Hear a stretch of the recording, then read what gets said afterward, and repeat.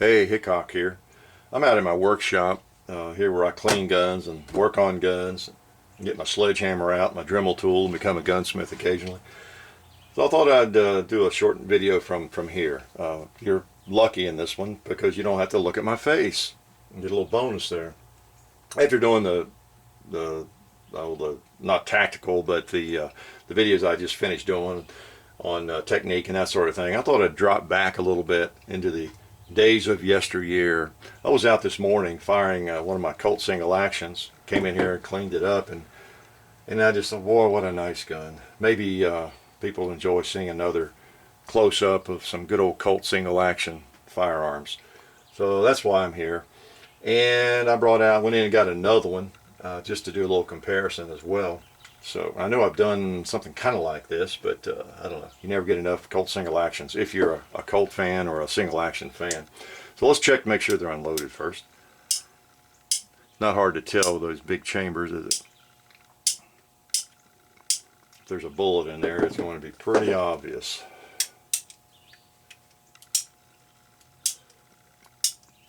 They look like they're clear. All right, they better be. Okay.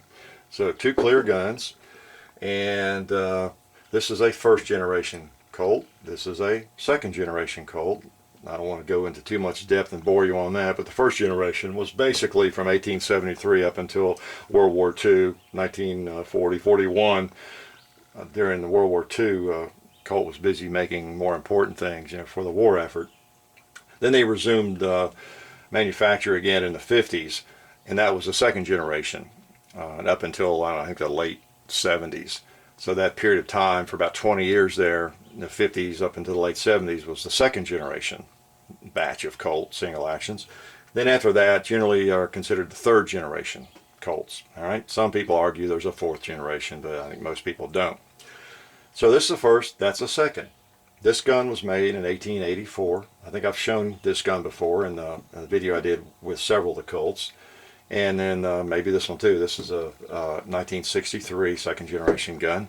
It's one of my favorites to shoot. If I'm just going to grab one to shoot, I'll generally grab this one or a third generation 4 3/4 inch barrel.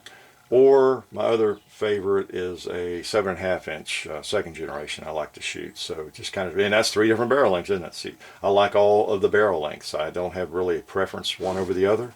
They're all fun to shoot, and they each have their own special feel. So a little bit of history there. This one, as you might recall from my other videos, is well worn. If this gun could speak, we'd sure like to hear what it had to say, wouldn't we? Really worn. No telling who carried that. Sheriffs, law officers, banditos, bank robbers. Could have been anybody's holster since 1884.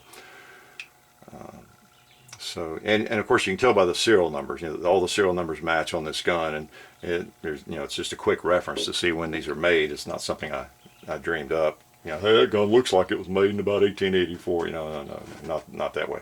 They're all loaded with serial numbers, and it's simple to tell when they were made. So we've got two different guns. However, they're very, very, very similar. The only real difference that you see right away is, I have pointed this out, I think, is there's no traverse little gizmo with a spring there to release the base pin to take the cylinder out that you have in the second generation and third generation guns. So I depress that, and it releases the base pin. I pull it out, and then I take the cylinder out, which I'll do. The biggest difference, this is the old first generation gun made in 1884. Has a screw right there you take out, and that releases everything. It's a black powder frame, as they call it, because it was made, in the 1880s. When all they had and used was black powder. Okay, a little bit different pressure curve with black powder. Consequently, you're not supposed to shoot modern cartridges in the old black powder guns. Now, when I say black powder gun, you might think cap and ball, but this is a black powder era gun. Cartridge gun. It uses a regular cartridge. I've got some of my dummy cartridges, here. It's 45 Colt, uses the 45, the original 45 Colt cartridge, but it's loaded with black powder. That's the difference. And the powder is a little different than the modern powders. So I've got 5 of my dummy cartridges here, ready.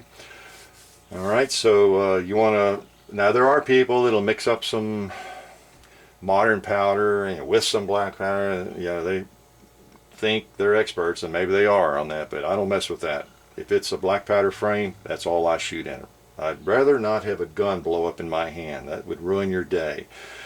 So I advise you to do the same thing. Know the date on the gun, and only fire black powder cartridges in it. Now obviously that's not easy for a lot of people to do. I happen to load those myself, but they're actually available to purchase. If you check some of the cowboy websites and things, you can find some. They definitely would not be cheap, but you could find some. All right, and this of course fires modern cartridges. It's 63 vintage, 1963. All right, now the old Colt single actions. I've maybe gone over some of this before. Just thought I'd take a little time here and give you a close-up. I've got both hands available on this one, a little bit easier to manipulate. One way you can tell a single action and all the notches are in order and everything is working is you should have 4 clicks when you cock the hammer. 4 distinct clicks. 1, 2, 3, 4. And 4 notches. Some people think that spells, guess what? C-O-L-T. Smith & Wesson. No, Colt. So that's the old standby. Let's see if this one spells Colt. C-O-L-T. Okay, so they seem to be in order, and they are. They're both this. Even though this thing is ancient, it's mechanically pretty sound. And I have fired it, and I may fire it again at some point. I have taken every screw out and of course cleaned it well, which I do with all of these. I don't know, once a year. Depending on how much I fired them, take them totally apart and clean them. Now, I can do a little bit of gunsmithing on these things, smooth them up and that sort of thing. Like I said, I've got a sledgehammer and a Dremel tool, so I'm a bona fide gunsmith. Now you notice when I was cocking those, again some of this is review, if I have this gun at half cock, and that's of course where it should be when I load it, that's what frees the cylinder. You have to go to half cock, the second click, and then the cylinder will turn. You don't want to spin the cylinder quickly and damage the action, but that frees it up for loading and unloading. Now when I have it loaded, or I have finished cleaning whatever I'm doing, I don't put the hammer back down without bringing it all the way back. One of the most important points to know your entire life about a single action, particularly the old style. Okay, whenever you cock it at all, you get to that second click, it's got to come all the way back before it goes down. Now sadly enough, it doesn't have to come all the way back. You could get it down, but you could damage the mechanism. All right, that's why gun shop owners and people at gun shows just hate to hand one of these to somebody to let them look at it, because probably half the people that do pick one up don't know that, and they actually can abuse the gun without meaning to. Now some of the newer single actions like the Ruger, they have a different action. I had a couple of Vaqueros one time, Ruger Vaqueros. You just opened up the loading gate and that freed up the cylinder, and you could load 6, and it had a transfer bar to keep the firing pin off the round and the chamber and all that kind of thing. And I think even probably the new Rugers that are scaled down a little bit to be closer to the size of the Colt might have that same action. I've not handled one of those. I assume it does. But with the old action, the Colts and the Colt clones as they call them, you've got to keep all this in mind. You load 5, and you don't want that hammer down on a loaded round, and that's why they operate all the way back and then down, and it takes care of it. So let's go to half cock on this one, and let's review the old John Wayne load, as they say. You load 1 in the first cylinder you see, and then you skip a cylinder. 1, 2, 3, 4. Close the loading gate. Now when I bring it all the way back, it's going to come down on a empty chamber. Okay, I know that as sure as I know my name. So, and maybe you can even see, and that's another thing about these big old guns and the big old cartridges, you can look in that gap there between the cylinder and the backstrap, and you can see there's nothing under the firing pin. Okay, so it's not resting against a primer. And that's the way you would carry it in your holster. That's the way they carried them in their holster in the old days. They knew enough to do it right. And this one would be the same way. So that gun, even if those were live rounds, and they are dummy rounds, I think I showed you, that gun, because the hammer's not cocked, is pretty safe. You know, the trigger has no no effect on anything because it's not cocked. That's why it's called a single action. It will only fire one way. That's by cocking the hammer all the way back. Okay? So if I unload it at a half cock, same procedure. Spin the cylinder, get those empties out. In this case, they're real looking bullets, of course. Again, these are dummies. You can see the hole. Oops, you can see the hole there maybe where I've drained the powder. Primer's been fired, that sort of thing. They do have the, they are real cases. They are the 45 Colt cases, and they have the real 45 Colt 250 grain lead bullet in it. Okay, so they're the real deal there. Basically the same round that was used in the old days. Heavy lead. Heavy lead. Alright. They're simple to break down, this gun. It's on half cock, so this is what I did just a little bit earlier today to clean it. I just push the pin, pull the base pin out.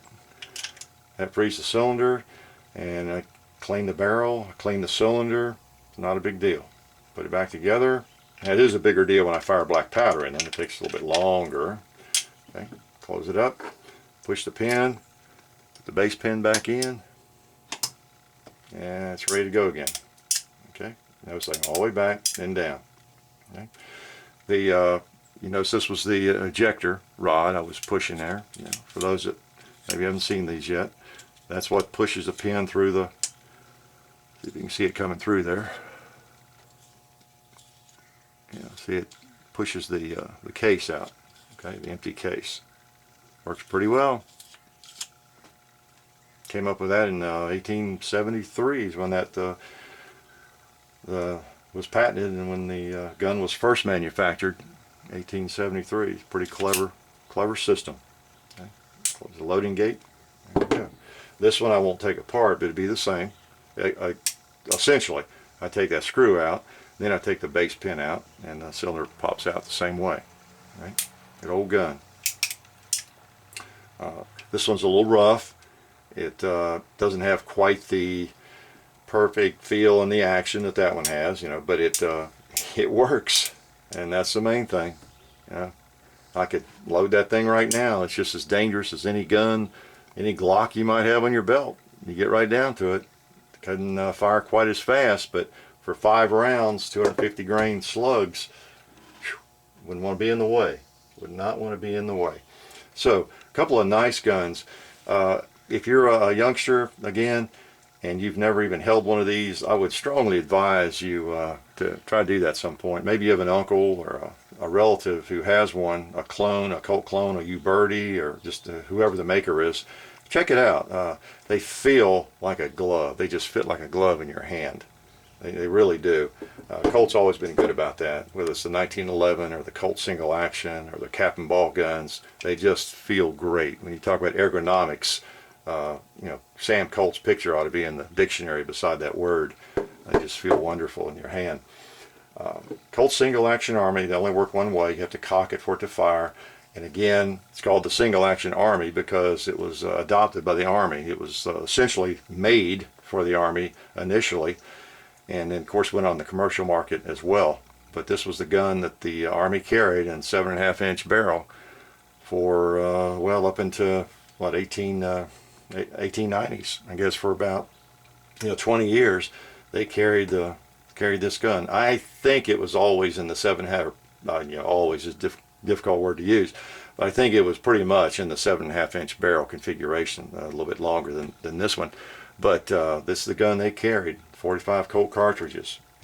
There were some units that carried other guns. Some carried the Schofields, and that's why I don't want to use the word always very often.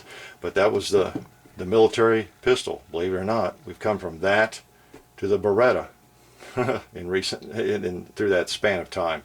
So quite a difference, huh? Quite a difference. Colt single action Army. I could sit here and talk about it forever, but I guess I better shut up now.